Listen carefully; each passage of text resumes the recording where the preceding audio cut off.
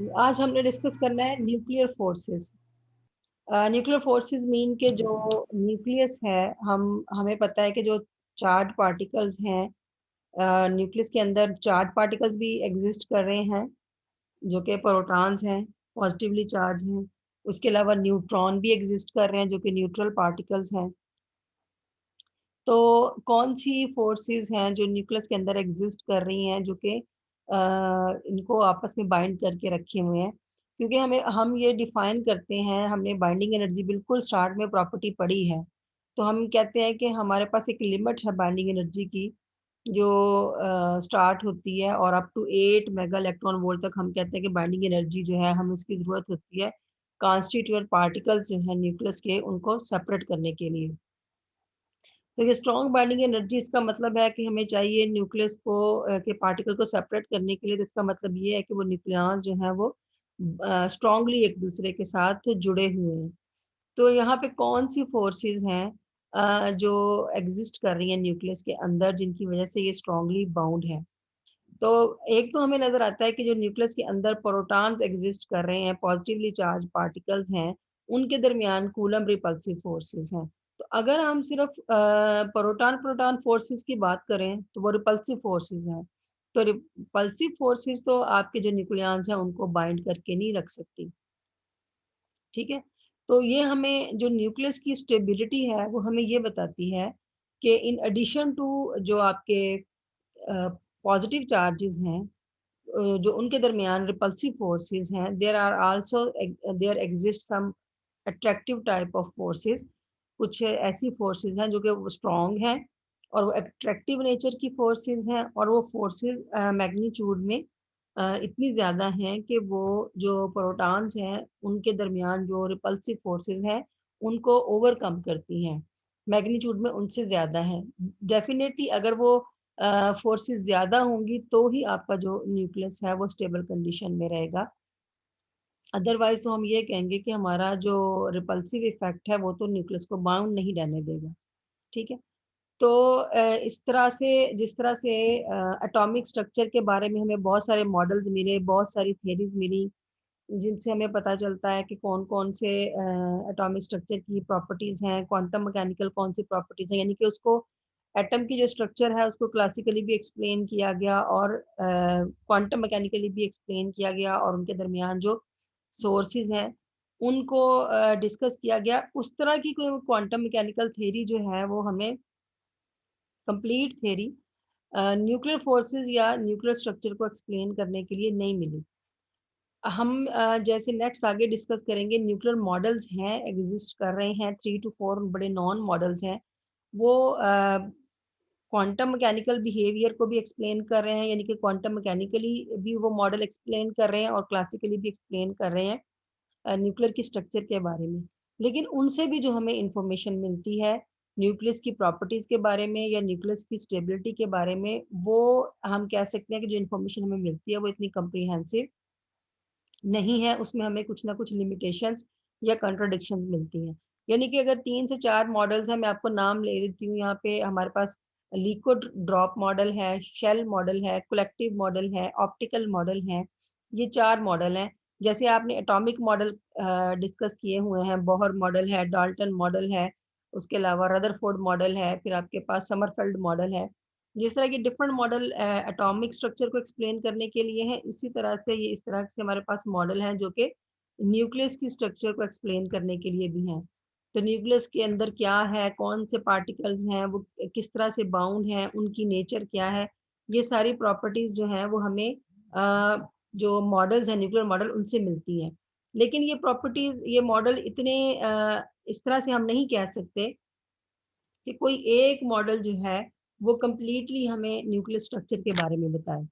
For example, जैसे आप कहते हैं कि रदरफोर्ड का जो मॉडल है या जो थॉमसन का मॉडल था उसमें कुछ फ्लॉज थे जो कि रदरफोर्ड मॉडल ने ओवरकम किए, और रदरफोर्ड मॉडल में जो हमें लिमिटेशंस नजर आई वो बोहर मॉडल ने हमें क्लियर की, और इवन के बोहर मॉडल में भी लिमिटेशंस मिली। तो इसी तरह से जो लिक्विड ड्रॉप जो आपके न्यूक्लियस के रेलिवेंट मॉडल्स हैं, चारों मॉडल्स, तो उनमें से भी हम किसी भी एक मॉडल को कंप्लीट मॉडल कंसिडर नहीं करते। हम ये कहते हैं कि उसमें कोई एक मॉडल जो है वो कुछ प्रॉपर्टीज को एक्सप्लेन करेगा, बाकी को नहीं करेगा, और फिर दूसरा मॉडल जो है वो पहले वाले को नहीं करेगा, वो एडिशनली करेगा। यानी कुछ जो है वो फिजिकल मैकेनिज्म्स को, जो उसकी जो क्लासिकल प्रॉपर्टीज हैं उसको एक्सप्लेन कर रहे होते हैं, और कुछ जो है वो उसकी जो क्वांटम प्रॉपर्टीज हैं, जैसे स्पिन है, पैरिटी है, उसे एक्सप्लेन कर रहे होते हैं। तो जैसे लीकर ड्रॉप मॉडल है ना, बेसिकली वो क्या बताता है, वो हमें न्यूक्लियस की शेप कंफर्म कर देता है कि न्यूक्लियस जो है, क्योंकि उसमें ड्रॉप के साथ कंपैरिजन किया हुआ है, तो ड्रॉप स्फेरिकल शेप में होता है, तो वो हमें शेप के बारे में कंफर्म बताता है, उसमें हम कंपैरिजन करते हैं फोर्सेस का। इसी तरह जो शेल मॉडल है, वो शेल स्ट्रक्चर के बारे में एक्सप्लेनेशन देता है कि जो न्यूक्लियस के अंदर न्यूक्लियॉन्स हैं वो किस तरह शेल में अरेंज है। अब देखिए शेप के बारे में जो हमें इंफॉर्मेशन मिल रही है वो लिक्विड ड्रॉप मॉडल से मिल रही है, अरेंजमेंट के बारे में जो मिल रही है वो शेल मॉडल से मिल रही है।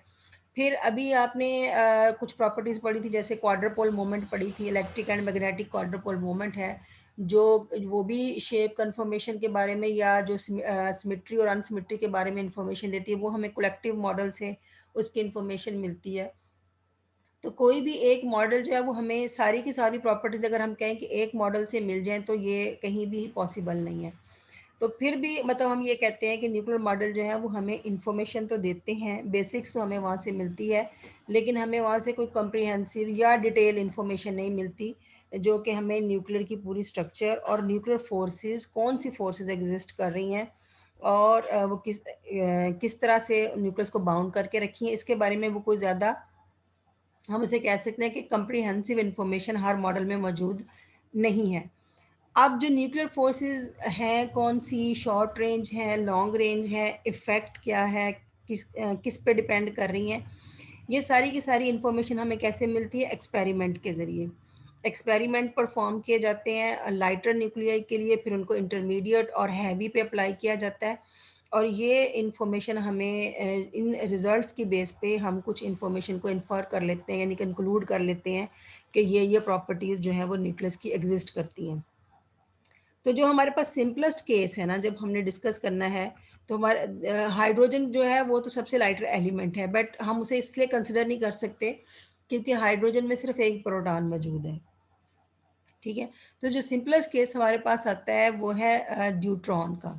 ड्यूट्रॉन में क्योंकि एक प्रोटॉन भी मौजूद है और एक न्यूट्रॉन भी, तो प्रोटॉन और न्यूट्रॉन की आपस में क्या इंटरेक्शन है और ये किस तरह से जुड़े हुए हैं, तो इसको हम बेसिक एक सिंपल अपना मॉडल के तौर पर लेते हैं, और इनकी जो अट्रैक्शन है इनके दरमियान, या इंटरेक्शन जो वो कर रहे हैं, वो किस तरह से इंटरेक्ट कर रहे हैं, वो एक्सपेरिमेंटली स्टडी की गई और फिर उसको इंटरमीडिएट और हैवी न्यूक्लियाई पे अप्लाई किया गया। ठीक है, अब जो हम कहते हैं कि प्रोटॉन जो हैं वो प्रोटॉन के साथ स्कैटरिंग कर सकते हैं, और न्यूट्रॉन जो हैं वो प्रोटॉन के साथ स्कैटरिंग हो सकते हैं, और भी बहुत सारी जो प्रॉपर्टीज़ हैं, जो डायनामिक यानी कि मोशन के साथ जो एसोसिएटेड प्रॉपर्टीज़ हैं, वो हैवी न्यूक्लियाई या इंटरमीडिएट न्यूक्लियाई के अंदर जो होती हैं, उनको हम ये न्यूट्रॉन के मॉडल पे एक्सप्लेन करते हैं। ठीक है, तो डिफरेंट किस्म की हम इंटरेक्शन देखते हैं। अब देखें, जब न्यूक्लियस के अंदर पार्टिकल्स मौजूद हैं, तो कोई भी पार्टिकल है वो उसकी जो मोशन है, उसकी जो डायनामिक है, वो किस पे डिपेंड करती है? एनर्जी पे भी डिपेंड करती है। एनर्जी कम हो तो पार्टिकल की मोशन जो है वो कम हो सकती है, एनर्जी को हम बढ़ाएं तो पार्टिकल की मोशन जो है वो फास्ट हो सकती है, एनर्जी को और बढ़ाएं तो पार्टिकल मोर एनर्जेटिकली ज़्यादा बिहेव करेगा। ठीक है, तो ये डिफरेंट तरह की वेरिएबल्स को वेरी करके जो पार्टिकल की इंटरेक्शंस हैं उनको स्टडी किया गया, और उनको दिखाया गया कि जो न्यूक्लियर फोर्सेस हैं वो एनर्जी पे भी डिपेंड करती हैं, और इसके अलावा भी कुछ फैक्टर्स हैं जिन पे ये डिपेंड करती हैं। ठीक है, तो जो डाटा हम है, जिस डाटा के बेस पे बेस पे हम सारी अभी डिस्कशन करेंगे कि न्यूक्लियर फोर्सेस क्या होती हैं, उनकी प्रॉपर्टीज़ क्या होती हैं, वो सारा का सारा एक्सपेरिमेंटल इंफॉर्मेशन है, यानी कि एक्सपेरिमेंटल डाटा है। डिफरेंट न्यूक्लियाई, लाइट और इंटरमीडिएट न्यूक्लियाई लिए गए, उनकी स्टेबिलिटी को देखा गया, और उनकी स्टेबिलिटी से जो रिजल्ट्स हैं वो कंक्लूड किए गए। ठीक है, तो हम जो चीज़ डिस्कस करते हैं, हम ये कहते हैं कि जो हमारे पास लाइट न्यूक्लियाई हैं, लाइक अभी मैंने न्यूट्रॉन की बात की, हीलियम की बात की, लिथियम है, बेरिलियम है, बोरोन है, ये जो लाइटर पार्टिकल्स हैं, इसमें हम ये कहते हैं कि ये स्टेबल हैं।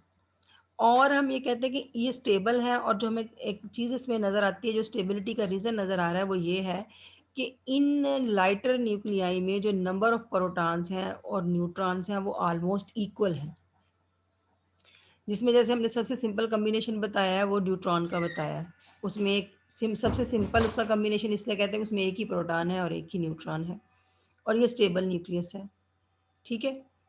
तो एक हमें यहाँ से डायरेक्ट एक इन्फॉर्मेशन मिल रही है कि एक ही प्रोटॉन है और एक ही न्यूट्रॉन है, और वो स्ट्रांगली बाउंड है और वो स्टेबल है। तो एक सिंगल प्रोटॉन और न्यूट्रॉन का आपस में इस तरह से स्टेबल न्यूक्लियस बनाने का मतलब ये है कि there is a strong interaction between a proton and a neutron. तो ये इटसेल्फ जो हमें सिंपल कॉम्बिनेशन है, वो हमें एक इन्फॉर्मेशन दे रहा है कि एक स्टेबल न्यूक्लियाई है न्यूट्रॉन, और उसमें एक प्रोटॉन और एक न्यूट्रॉन है। तो इट मीन्स के प्रोटॉन और न्यूट्रॉन में कोई स्ट्रॉन्ग इंटरेक्शन जो है वो एग्जिस्ट कर रही है, और वो इंटरेक्शन जो है वो अट्रैक्टिव फोर्स है। ठीक है? जो कि उनको बाउंड करके रखे हुए है, क्योंकि प्रोटॉन जो है वो पॉजिटिवली चार्ज है और न्यूट्रॉन पे कोई चार्ज नहीं है। ठीक है? तो ये भी कंक्लूड किया जाता है कि यहाँ पे इट मीन्स के जो फोर्स है वो चार्ज पे डिपेंड नहीं कर रही। तो अब देखें, प्रोटॉन और न्यूट्रॉन दोनों कहाँ पे एग्जिस्ट कर रहे हैं? न्यूक्लियस के अंदर। तो इसका मतलब ये है कि जब न्यूट्रॉन और प्रोटॉन आपस में एक दूसरे के साथ स्कैटरिंग करते हैं, या प्रोटॉन और प्रोटॉन एक दूसरे के साथ स्कैटरिंग करते हैं, तो दोनों को स्कैटरिंग के लिए जिस पोटेंशियल की ज़रूरत होती है, जो न्यूक्लियर पोटेंशियल उनको चाहिए होता है, वो सेम होता है। बेशक प्रोटॉन प्रोटॉन के साथ स्कैटरिंग करे या न्यूट्रॉन, क्योंकि जो न्यूक्लियस के अंदर अगर एक ही न्यूक्लियस है, उसी न्यूक्लियस के अंदर प्रोटॉन है, उसी न्यूक्लियस के अंदर न्यूट्रॉन है, तो न्यूक्लियस को हम कंसिडर कर लेते हैं कि वो एक पोटेंशियल वेल की तरह बिहेव करता है। तो दोनों प्रोटॉन्स और न्यूट्रॉन दोनों को एक जैसा ही पोटेंशियल जो है वो मिल रहा होता है, एक जैस जो कि आपको न्यूक्लियर फोर्सेस प्रोवाइड कर रहा होता है। तो इन दोनों केसेस में बेशक वो न्यूट्रॉन प्रोटॉन हो या प्रोटॉन प्रोटॉन हो, हालांकि हम क्या कहते हैं कि प्रोटॉन पे प्रोटॉन, अगर प्रोटॉन और प्रोटॉन के दरमियान इंटरेक्शन कैसी होनी चाहिए? रिपल्सिव। लेकिन दोनों केसेस में इनको एक जैसा पोटेंशियल ही मिल रहा होता है। ठीक है? तो ये किस चीज़ पे डिपेंड कर रहा होगा? इट मीन्स कि चार्ज पे तो डिपेंड नहीं कर रहा होगा, मे बी उनकी स्पिन ओरिएंटेशन पे ये जो पोटेंशियल है वो डिपेंड कर रहा हो। ठीक है? अब जब डिफरेंट टाइप के आपके पास न्यूक्लियाई हैं, लाइटर न्यूक्लियाई के लिए, इंटरमीडिएट न्यूक्लियाई के लिए और हैवी न्यूक्लियाई के लिए जब एक्सपेरिमेंट किए गए, तो ये जो फोर्सेस हैं इनको जब स्टडी किया गया, तो इनको देखा गया, इनकी स्टेबिलिटी को चेक किया गया। लाइटर की स्टेबिलिटी देखी गई, मीडियम की स्टेबिलिटी देखी गई, और हैवी न्यूक्लियाई। तो स्टेबिलिटी कंपैरिजन से ये पता चलता है कि इनके दरमियान एक तो स्ट्रॉन्ग न्यूक्लियर अट्रैक्टिव फोर्सेस मौजूद है, मौजूद होनी चाहिए और मौजूद हैं, और ये ऐसी फोर्सेस हैं जो चार्ज पर डिपेंड नहीं करती। ठीक है? प्रोटॉन न्यूट्रॉन अगर एक के दरमियान ये फोर्स एग्जिस्ट कर रही है, तो इट मीन्स कि यहाँ पे चार्ज डिपेंडेंसी नहीं है, और स्ट्रॉन्ग होनी चाहिए। और स्ट्रॉन्ग है, ये किस चीज़ से हमें पता चलता है? कि क्योंकि इनका मैग्नीट्यूड स्ट्रॉन्ग हम इसलिए कहते हैं कि मैंने आपको पहले स्टार्ट में बताया कि तकरीबन हमें 8 mega electron volt per nucleon, यानी कि एक न्यूक्लियन का कपल जो है उसको सेपरेट करने के लिए जो बाइंडिंग एनर्जी चाहिए वो 8 मेगा इलेक्ट्रॉन वोल्ट तक है। तो इतनी हैवी बाइंडिंग एनर्जी की ज़रूरत हमें इसलिए पड़ रही है कि उनके दरमियान स्ट्रॉन्ग अट्रैक्शन मौजूद है। और हम ये कहते हैं कि ये जो attractive type of strong forces हैं, ये इनका जो मैग्नीट्यूड है वो इतना ज़्यादा होता है कि ये जो कूलम रिपल्सिव फोर्सेस हैं, जो पॉजिटिवली चार्ज प्रोटॉन्स के दरमियान एग्जिस्ट कर रही होती हैं, उनको ये ओवरकम कर लें। ठीक है? तो ये जनरल सा एक हमने कॉन्सेप्ट बना लिया न्यूक्लियर फोर्सेस के बारे में, कि ये होना चाहिए, इसका मैग्नीट्यूड ज़्यादा होता है। सिर्फ किस बेस पे? एक्सपेरिमेंट की बेस पे, ऑब्जर्वेशन की बेस पे, कि अट्रैक्शन होनी चाहिए तो ही बाउंड रहेगा। फिर ये इतनी अट्रैक्शन है कि ये रिपल्शन को ओवरकम करे, और फिर क्योंकि न्यूट्रॉन भी मौजूद है, तो ये चार्ज पे डिपेंड नहीं करता। तो ये हमने एक जनरल बिहेवियर बना लिया न्यूक्लियर फोर्सेस के बारे में। अब हम ये कहते हैं कि जो न्यूक्लियर फोर्सेस हैं, जो कि न्यूक्लियॉन्स के दरमियान एग्जिस्ट करने वाली इंटरेक्शन या फोर्सेस से आपके पास आई हैं, या और वो अट्रैक्टिव नेचर की हैं, अट्रैक्टिव नेचर की हैं, हम ये कह रहे हैं। और होनी भी चाहिए। लेकिन जब हम हैवी न्यूक्लियाई की बात करते हैं, तो हम हैवी न्यूक्लियाई में हम ये कहते हैं कि वो तो ओवर क्राउडेड न्यूक्लियाई होता है। तो उसमें क्या होता है कि हर न्यूक्लियन जो है वो अपने सराउंडिंग में जितने न्यूक्लियंस हैं, उनको अपनी तरफ अट्रैक्ट करने की कोशिश करेगा उस अट्रैक्टिव फ़ोर्स की वजह से। क्योंकि हम क्या कह रहे हैं कि ये जो फोर्सेस है ना, ये अट्रैक्टिव फोर्सेस हैं, जो आपकी न्यूक्लियर फोर्सेस हैं, ये अट्रैक्टिव फोर्सेस हैं। तो अगर ये अट्रैक्टिव फोर्सेस हैं, तो जब आप यही वाला फार्मूला हैवी न्यूक्लियस पे लगाते हैं, तो एक न्यूक्लियन अपने सराउंडिंग वाले हर सारे जो है न्यूक्लियन को अपनी तरफ अट्रैक्ट करेगा। तो इसके रिजल्ट में क्या होगा, हमारा जो न्यूक्लियस है वो कोलैप्स कर जाएगा। ठीक है? तो हम कहते हैं कि ये फिर जो हम कंडीशंस डिस्कस कर रहे हैं जनरल, ये हैवी न्यूक्लियाई के केस में एक्सेप्टेबल नहीं है, उस पे ये अप्लाई नहीं हो रही। तो फिर फर्दर इस चीज़ पे जो हैवी न्यूक्लियाई पे जो एक्सपेरिमेंट किए गए, उनसे जो हमारे पास एक्सपेरिमेंटल डेटा आता है न्यूक्लियर फोर्सेस के बारे में, उससे हमें ये पता चला कि कहीं पे जाके रिपल्शन इफ़ेक्ट भी मौजूद होता है हमारे न्यूक्लियस के अंदर। उसकी लिमिट उन्होंने क्या बताई कि न्यूक्लियस में ये एक डिस्टेंस है जिसे हम कहते हैं 0.5 फर्मी, यानी कि इससे जो लेस डिस्टेंस होगा वहाँ पे रिपल्सिव इफेक्ट होगा। यानी कि ऐसा नहीं हो सकता कि बिल्कुल जो इन यानी कि आप ये तकरीबन आप बात कर सकते हैं बिल्कुल इंटीरियर के अंदर न्यूक्लियस के, तो वहाँ पे जो आपके न्यूक्लियॉन्स हैं वो एक दूसरे को रिपल्शन इफेक्ट दे रहे होते हैं। ठीक है? और जो इसके आगे अगर हम चले जाएँ अगली रेंज यानी कि 0.5 से आगे, यानी कि 0.5 से लेके अप टू 25 फर्मी, ठीक है? ये क्या है, रेडियस का यूनिट है फर्मी। तो इस डिस्टेंस में जाके जो इफ़ेक्ट होता है वो स्ट्रांगली अट्रैक्टिव इफ़ेक्ट होता है। ठीक है? ये मैं आगे आपको फिगर में भी एक्सप्लेन करती हूँ। तो ये जो अट्रैक्टिव फोर्सेस हैं, ये 25 फर्मी तक मोस्टली इफ़ेक्टिव होती है। लेकिन अगर हम इससे चले जाएँ, यानी कि डिस्टेंस जो है वो आपका आर जो है रेडियस फ्रॉम 25 फर्मी से अबव निकल जाएँ, तो फिर वहाँ पे जाके जो अट्रैक्टिव इफ़ेक्ट है, अट्रैक्टिव नेचर है, वो भी कम हो जाती है। सो मीन्स के एक रेंज हमने डिफ़ाइन कर ली कि यहाँ तक जो है वो अट्रैक्टिव इफ़ेक्ट है, उससे पीछे या उससे आगे हम चले जाएँ इस रेंज से, तो जो अट्रैक्टिव इफ़ेक्ट है वो कम हो जाता है। यानी कि आप दो दूसरे लफ्ज़ों में ये कह सकते हैं, एक इंटीरियर जो बिल्कुल आपका सेंटर है, यानी कि 0.5 से लेस, और दूसरा आप न्यूक्लियस की बाउंड्री के पास। क्योंकि हम ये कहते हैं कि जो न्यूक्लियस की बाउंड्री है, बाउंड्री मीन कि उसकी सरफेस के पास जो न्यूक्लियॉन्स हैं वो भी लूज़ली बाउंड हैं। तो इसका मतलब है वहाँ पे भी फोर्सेस का जो अट्रैक्टिव फोर्सेस हैं, जो न्यूक्लियर फोर्सेस हैं, उनका इफ़ेक्ट जो है वो कम है। तो इसी बेस पे, इन्हीं सारे रिजल्ट्स और कंक्लूजन पे जो हम 2 बड़े इम्पोर्टेंट पॉइंट जो हैं वो डिस्कस करते हैं, और उसकी बेस पे हम कुछ प्रॉपर्टीज़ हैं डिफ़ाइन करते हैं न्यूक्लियर फोर्सेस की। बड़ा इम्पोर्टेंट टॉपिक होता है कि some properties of the nuclear forces, कि आप उनको किस तरह से एक्सप्लेन कर सकते हैं। तो उससे पहले जो प्रोटॉन और न्यूट्रॉन के दरमियान जो फोर्सेस हैं वो कौन सी टाइप्स की हैं। Number 1, electrostatic coulomb forces of repulsion, यानी कि हमने दो तरह के कहा कि न्यूक्लियस के अंदर दो तरह की फोर्सेस है। नंबर 1 कौन सी है, कूलम फोर्सेस ऑफ रिपल्शन, जो कि एग्जिस्ट कर रही हैं पॉजिटिव चार्ज प्रोटॉन्स के दरमियान, और ये लॉन्ग रेंज फोर्सेस होती हैं। ठीक है?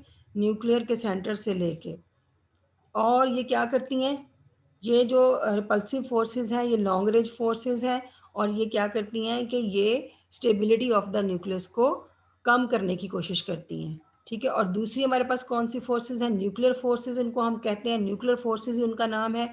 ये एग्जिस्ट करती हैं न्यूक्लियॉन्स के अंदर, और ये इंक्रीज करती हैं और न्यूक्लियस की स्टेबिलिटी को। कूलम फोर्सेस क्या करती हैं, स्टेबिलिटी को रिड्यूस करती हैं, जबकि न्यूक्लियर फोर्सेस जो हैं वो न्यूक्लियस की स्टेबिलिटी को इंक्रीज करती हैं।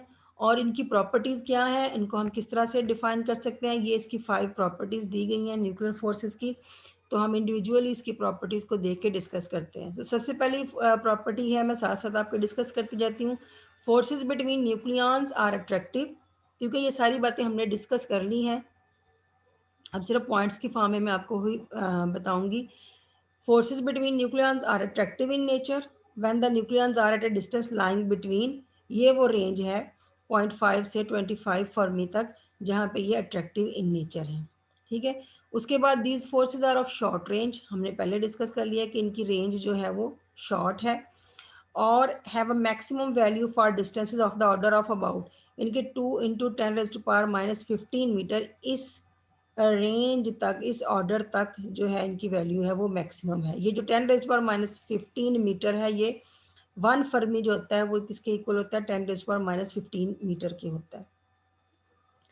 And the magnitude of the forces decreases sharply with distance, यानी कि जैसे जैसे हम सेंटर से न्यूक्लियस अवे जाते जाएंगे और तो इनका जो मैग्नीट्यूड है वो कम होता जाएगा और निग्लिजिबल हो जाएगा अपनी, यानी कि रेंज के बाहर, रेंज को उसकी क्या है 25। ये ज़रा डायग्राम देखें, ये हम ले रहे हैं एक्स एक्सिस पे डिस्टेंस आर, इसको हमने फर्मी बोला है, और ये जो है हम ले रहे हैं इसको पोटेंशियल।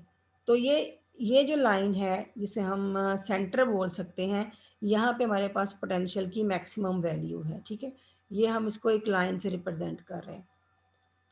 तो ये जो आपको नज़र आ रहा है छोटा सा पार्ट कर्व से पहले, ये हमारी वो लाइन है जो कि हम कहते हैं कि 0.5 वाला रीजन है, वो ये वाला रीजन है, यानी कि यहाँ पे रिपल्शन है और यहाँ पे जो पॉजिटिव पोटेंशियल है, तो पॉजिटिव पोटेंशियल की वजह से वहाँ पे रिपल्शन एग्जिस्ट कर रही है। उसके बाद ये पॉइंट से लेके अप्रॉक्सीमेटली ये जो आपका 25 का रीजन है, अब ये जो है वो दिखा रहा है कि जैसे जैसे आप आर की तरफ जा रहे हैं तो आपके पास यहाँ पे अट्रैक्शन नज़र आ रही है। यहाँ से लेके यहाँ तक आपका जो नेगेटिव पोटेंशियल है वो किस चीज़ को रिप्रेजेंट कर रहा है, वो अट्रैक्शन को रिप्रेजेंट कर रहा है 25 फर्मी तक। ठीक है, और उसके बाद ये रेफरेंस लाइन के साथ मीट कर गया।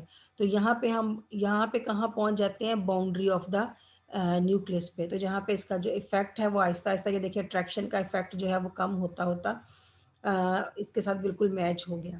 ठीक है, बाउंड्री पे।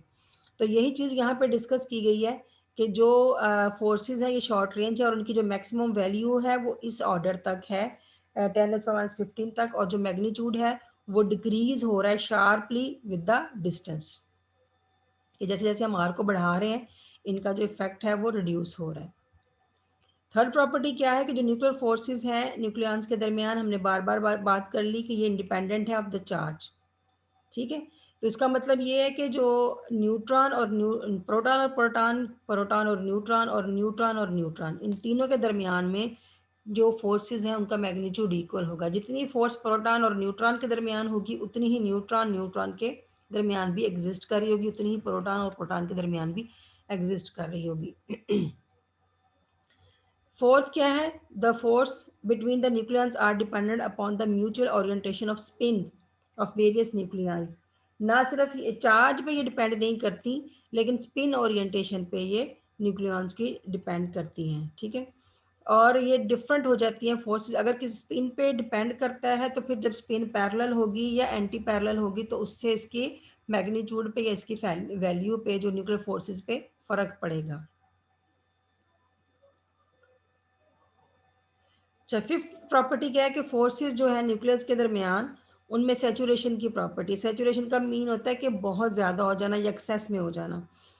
कोई भी न्यूक्लियन जो है वो अपने इर्द गिर्द लिमिटेड नंबर ऑफ न्यूक्लियंस के साथ ही इंटरेक्ट कर सकता है। ठीक है ना, अगर आप एक न्यूक्लियन कंसिडर करें न्यूक्लियस के अंदर, तो उसके सराउंडिंग में जो न्यूक्लियंस होंगे, ऐसा नहीं हो सकता कि एक न्यूक्लियन जो है वो न्यूक्लियस में मौजूद तमाम न्यूक्लियंस के साथ इंटरेक्ट करे। ठीक है, तो जो उसके सराउंडिंग में होंगे, जो लिमिटेड नंबर ऑफ न्यूक्लियंस होंगे उसके अराउंड, वो उनसे इंटरेक्ट करेगा, और जो उससे दूर होंगे या अवे होंगे या उसकी सराउंडिंग से परे होंगे, उनके साथ वो अनइफेक्टेड रहेगा, उनके साथ उसकी कोई इंटरेक्शन नहीं होगी। तो इस वजह से हम ये कहते हैं कि ये जो फोर्सेस होती हैं ये सेचुरेटेड होती हैं शॉर्ट डिस्टेंसेस पे, यानी कि ये इनकी मैक्सिमम वैल्यू जो होती है वो शॉर्ट डिस्टेंसेस पे होती है, और ये निग्लिजिबल हो जाती हैं लार्ज डिस्टेंसेस पे। सो यहाँ तक हमने इसकी न्यूक्लियर फोर्सेस की प्रॉपर्टीज जो है वो डिस्कस की हैं। यहाँ तक